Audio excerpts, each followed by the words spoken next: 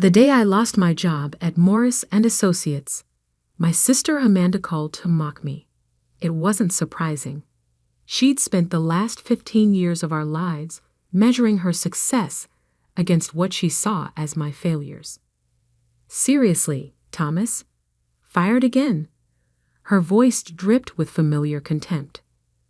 What is this, the third time in 2 years? I held my phone away from my ear, staring out the window of my penthouse office in downtown Manhattan. 48 floors up, the city sprawled beneath me like a glittering chessboard. Actually, Amanda, I resigned. She laughed, the sound sharp and dismissive. Right, because people totally resign from 6-figure consulting jobs in this economy. God, you're pathetic. You can't even admit when you failed. If only she knew. The job at Morris and Associates had been a convenient cover, nothing more. A way to keep my family thinking I was just another corporate drone while I built something far bigger in the shadows. Whatever helps you sleep at night, I replied mildly, watching my reflection in the tinted glass. At 34, I looked younger than my years in my tailored charcoal suit. No one would guess I controlled a multi-billion-dollar investment empire. That was exactly how I wanted it. Well, don't expect any sympathy at my engagement party next month, Amanda continued. I won't have you embarrassing me in front of Jonathan's family. They're actually successful, unlike some people. Ah, yes, Jonathan Williams, my sister's fiancé and rising star at Peterson Global Investments. The irony almost made me laugh. I wouldn't dream of embarrassing you, I said softly. Good, and dress properly for once. No more of your discount store suits. Jonathan's father is bringing the CEO of Peterson Global. Try not to look like the family failure.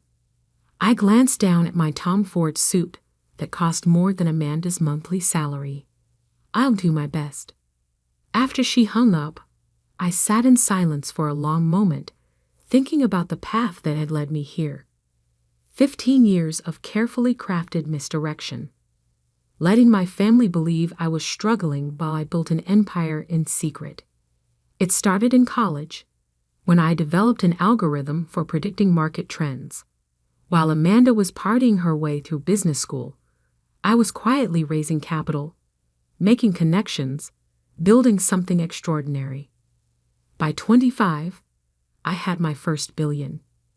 By 30, I had acquired Peterson Global Investments through a series of shell companies and holding firms. Not even the board knew who really owned the company. They just knew their mysterious chairman by his results. I kept working regular jobs as cover, letting my family think I was barely getting by. It was easier that way. No expectations, no demands. No one trying to leverage connections or ask for favors. But now, watching the sun set over Manhattan from my private office, I wondered if it was time for the truth to come out. Amanda's engagement party would be the perfect stage. Jonathan Williams, her beloved fiancé, reported directly to me, though he'd never met the reclusive Chairman Peterson in person. My phone buzzed. Speaking of Jonathan. Sir, he said nervously when I answered. I just found out. My fiancée. She's your sister? Indeed she is, Jonathan. I allowed myself a small smile. Quite a coincidence, isn't it? I had no idea, sir. She talks about you, but she doesn't seem to know. That's because she doesn't know. None of my family does. And I prefer to keep it that way, at least until the engagement party. Of course, sir. But what should I do when I see you there? I thought about Amanda's years of mockery, her constant need to prove her superiority. Just act naturally, Jonathan. I'm sure it will be quite an interesting evening. After hanging up, I walked to the windows again. Below, the city lights were blinking to life one by one. like the pieces of an elaborate game moving into position. In the coming weeks, I watched from afar as Amanda planned her elaborate engagement party. Our parents called regularly to update me on the details, their voices tight with familiar disappointment when they asked about my job situation. "You know, your sister's fiancé is very successful," Mom said during one call. "Maybe he could help you find something stable." I get back a laugh. If they only knew that Jonathan's continued employment depended entirely on my goodwill. "I'll keep that in mind," I said neutrally. The morning of the engagement party dawned clear and crisp. I stood in my closet, considering my options before selecting a bespoke brownie souped in midnight blue. Might as well look the part when the truth came out. As I adjusted my Patek Philippe watch, worth more than Amanda's car, I thought about how this evening would change everything. Part of me would miss the simplicity of anonymity. But watching my sister's carefully constructed illusions shatter would be worth it. I arrived at the venue, an exclusive Manhattan restaurant, exactly on time.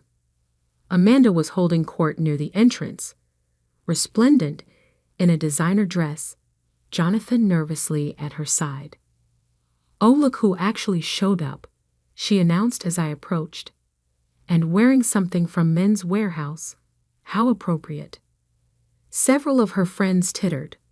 Jonathan looked like he wanted to sink into the floor. "Congratulations, Amanda," I said calmly. "Jonathan?" I nodded to my employee, who could barely meet my eyes. "Still unemployed." She pressed, clearly eager to show off my failures to her new social circle. I heard Morris and Associates finally got tired of carrying dead weight. I smiled, noting the growing crowd of listeners.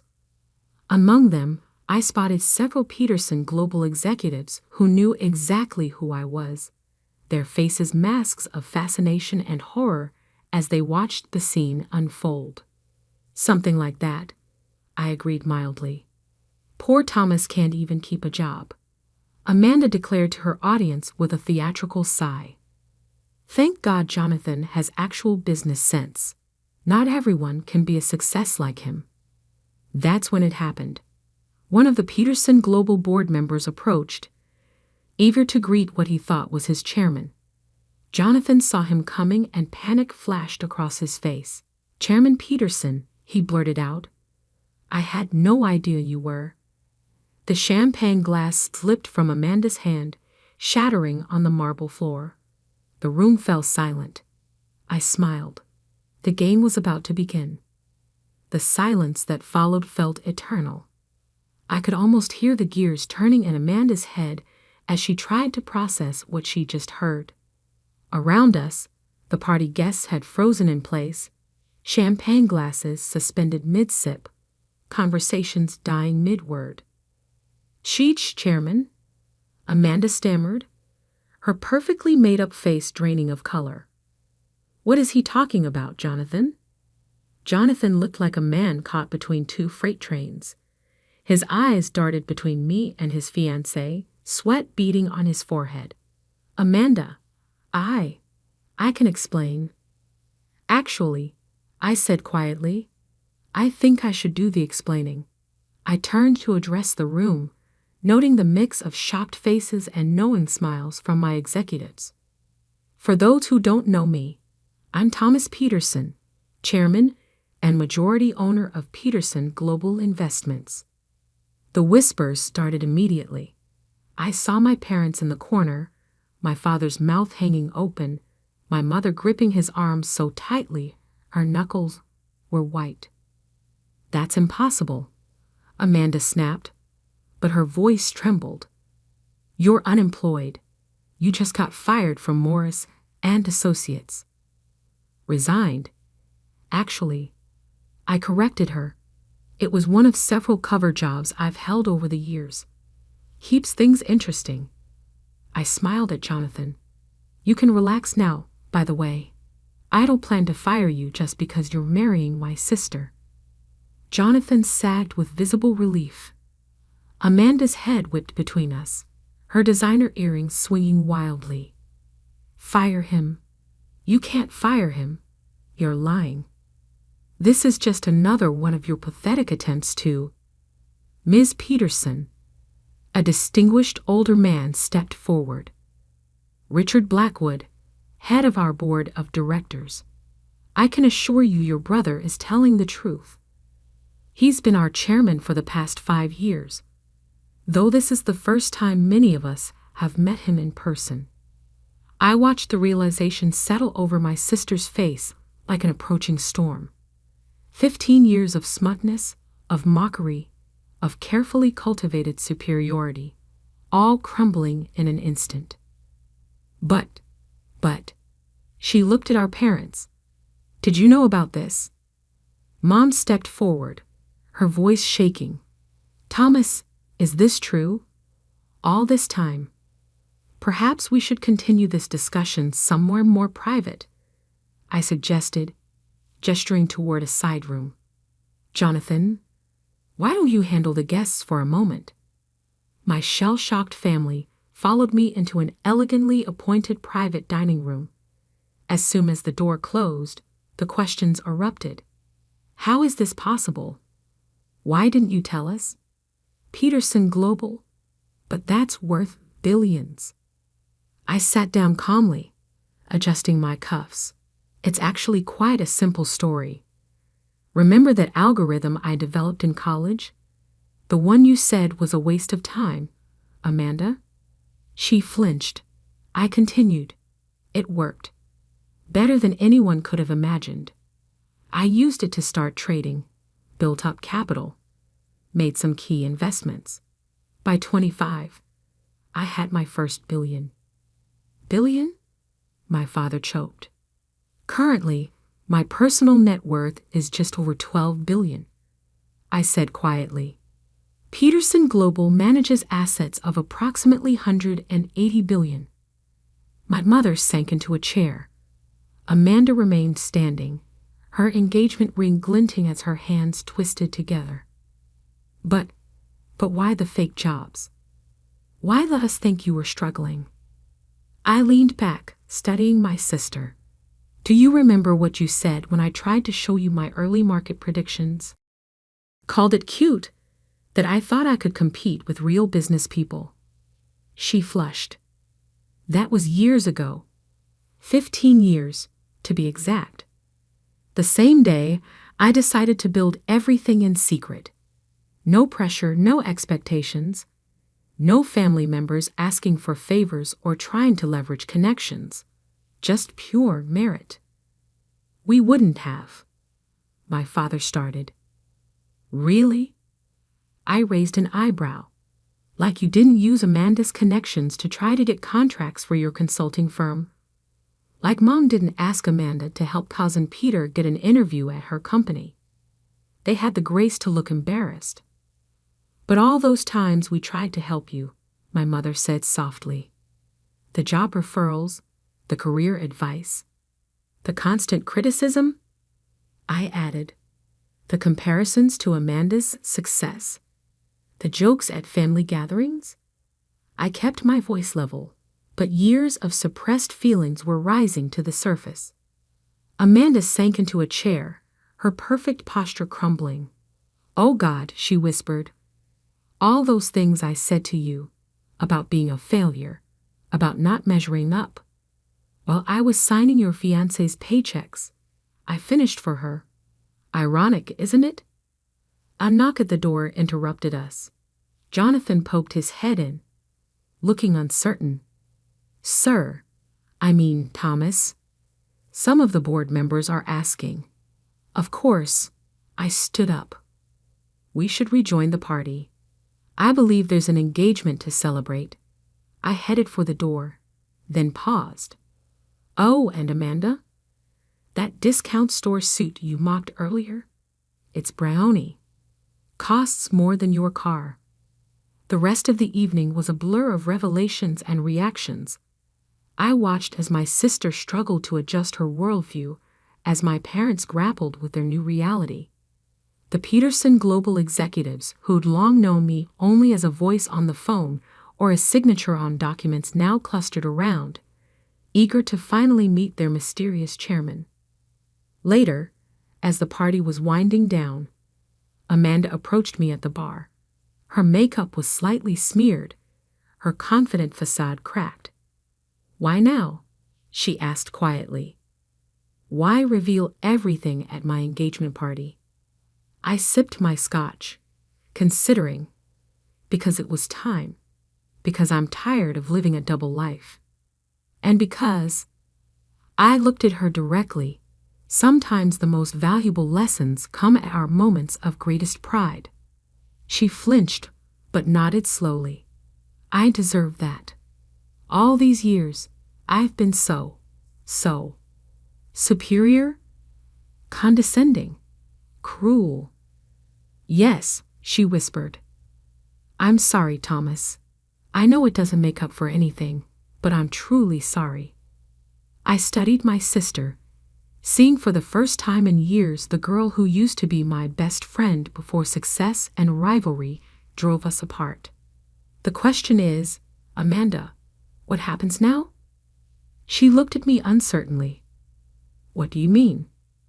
"Now that the truth is out, now that you know your failure brother is actually one of the most powerful men in global finance, now that your entire perception of our relationship has been turned upside down, what happens next?"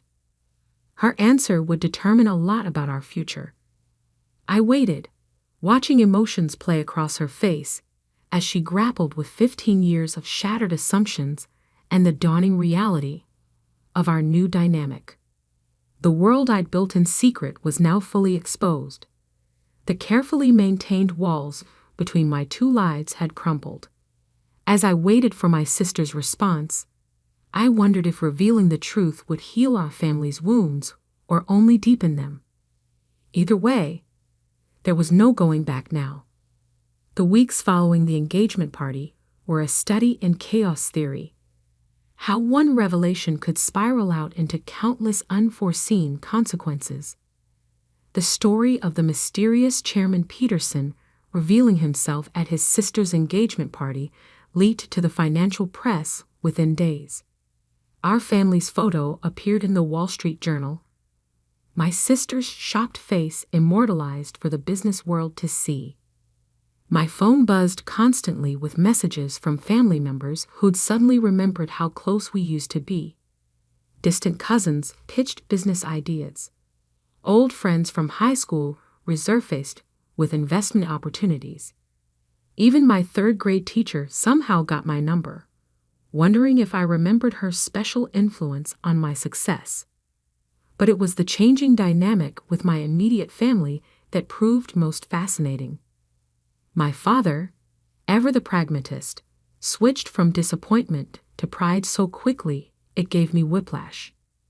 "I always knew you had potential, son," he said over lunch at his favorite diner, the same one where he'd lectured me about financial responsibility just months earlier. It was just a matter of time. I stirred my coffee, remembering his very different words from Christmas. "Really?" "Because I distinctly remember you calling my career a testament to wasted education last December." He had the grace to look embarrassed. "I was wrong, obviously very wrong. But you have to understand, seeing you bounce from job to job, never seeming to settle. Those jobs were covers to Dad, carefully chosen positions that wouldn't draw attention while I built something bigger. Every failure was calculated." "But why?" he asked, genuinely puzzled. "Why hide your success from us, from your family?" I looked at him steadily, because I wanted to succeed or fail on my own merits. No family connections, no expectations, no pressure, just me, my ideas, and the market. "And no trust in your family to handle the truth," he added quietly. "Can you blame me?" I gestured around the diner. "Look how everyone's acting now that they know. Even you, Dad.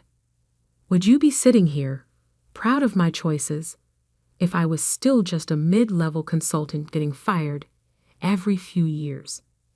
He didn't answer. He didn't have to. My mother took a different approach.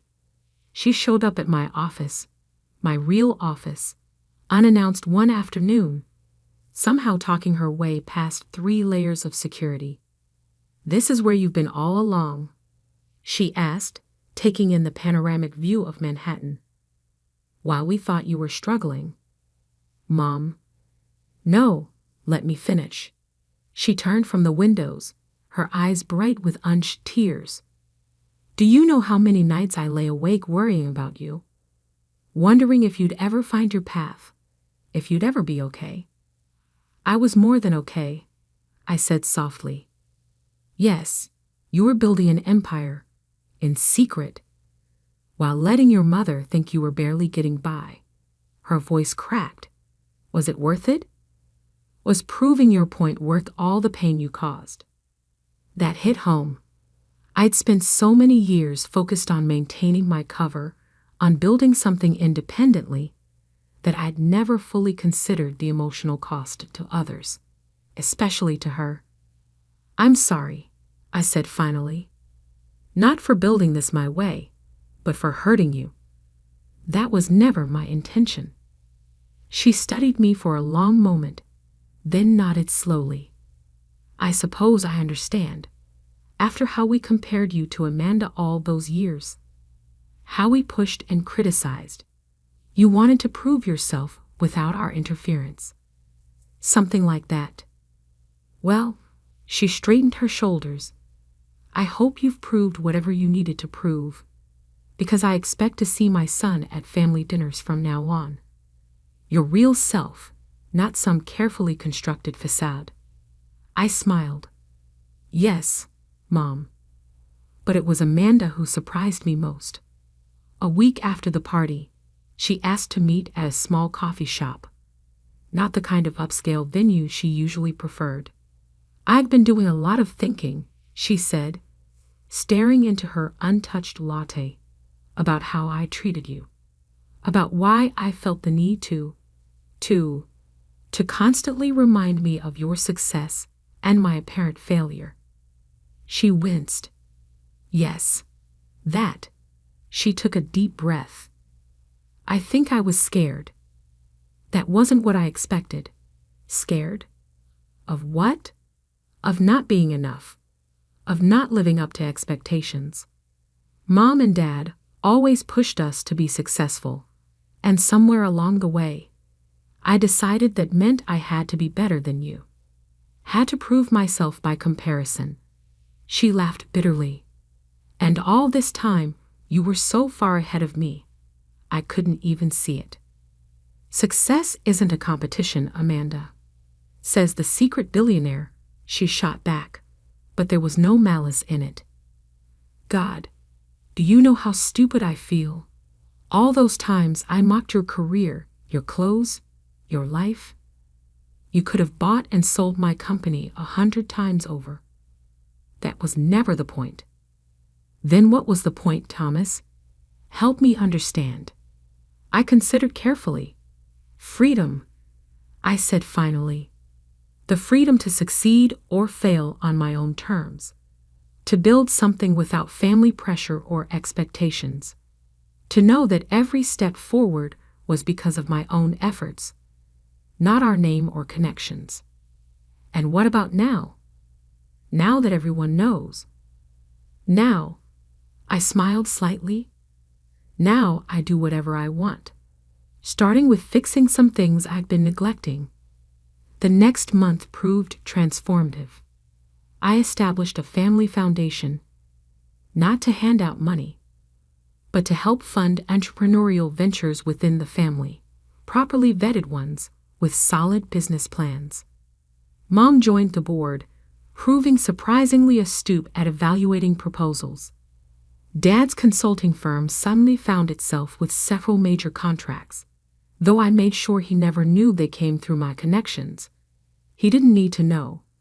The quality of his work spoke for itself, once given the opportunity. As for Amanda and Jonathan, their wedding plans shifted from merely expensive to genuinely meaningful. Amanda insisted on scaling back the extravagance, focusing instead on creating something more personal. "I've had enough of showing off," she told me. "Time to focus on what really matters." Jonathan proved himself worthy of both his position and my sister, throwing himself into new projects with renewed confidence now that he no longer had to navigate the complex waters of our family secret. The press eventually moved on to newer stories. The flood of long-lost relatives slowed to a trickle. Life found a new normal, though not the one I'd maintained for so many years. 6 months after the engagement party, we had our first real family dinner in years. No pretense, no hidden agendas, no carefully maintained facades. Just family, finally seeing each other clearly. "You know," Amanda said as we lingered over dessert, "I never did thank you properly." "For what?" "For teaching me the most expensive lesson of my life." She smiled. "Never judge someone's worth by the suit they're wearing, even if it looks like it's from Men's Warehouse." I laughed, especially then. Later that night, standing in my office overlooking the city, I thought about the path that had led here. The years of secrecy, the careful misdirection, the calculated failures, all to build something truly my own. Had it been worth it? The lying, the hidden successes, the pain it caused my family? Looking at where we were now, Mom and Dad proud without being overbearing, Amanda humbled but happier, our family bond stronger for having been tested, I thought maybe it had. Sometimes the hardest lessons come wrapped in the most expensive packages. Sometimes success isn't about proving your worth to others, but about proving it to yourself. And sometimes, just sometimes, the best revenge isn't revenge at all. It's growth. I picked up my phone and texted Amanda, "Dinner next week? My treat." Her response came quickly, "Only if you wear something from Men's Warehouse, for old time's sake." I smiled. Some things had changed completely, while others had just changed form.